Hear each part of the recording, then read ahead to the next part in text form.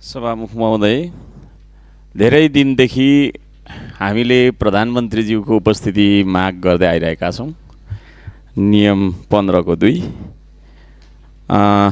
सभामुखज्यूले उहाँलाई रुलिङ गरेर ल्याउन सक्नु भइरहेको छैन। त्यसो भएको कारणले गर्दाखेरि म आजको सदनमा के माग गर्छु भने यहाँले 15 को 2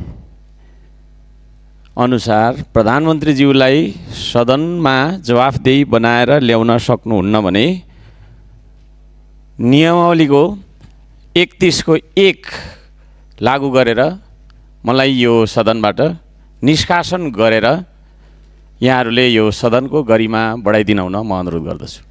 यो दुईटामा एउटा म माग गर्दछु कि त 15 को 2 प्रयोग गरेर प्रधानमन्त्रीज्यूलाई ल्याउनु पर्यो, होइन भने 31 को 1 प्रयोग गरेर मलाई आजको बैठकबाट निष्कासन गर्ने आदेश यहाँले दिनु पर्यो। दुईटामा एउटा गर्नु पर्यो। म आज रिसाउनेवालामा पनि छैन, कराउनेवालामा पनि छैन। यहाँको मजबुरी बुझिराखेको छु मैले, यहाँको पनि बाध्यता छ।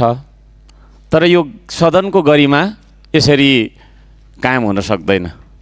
कि त प्रधानमन्त्रीज्यूलाई यहाँले बोलाइदिनु पर्यो, होइन भने त निस्केर जा भनेर मलाई भनिदिनु पर्यो। म अलिकति बदमास विद्यार्थी जस्तो पनि देखा परिरहेको छु।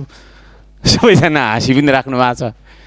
यो दुईटा मध्ये यहाँले कुन चाहिँ नियम आज लागू गर्नुहुन्छ, म यो कुरा राख्न चाहन्छु सभामुख महोदय। धन्यवाद।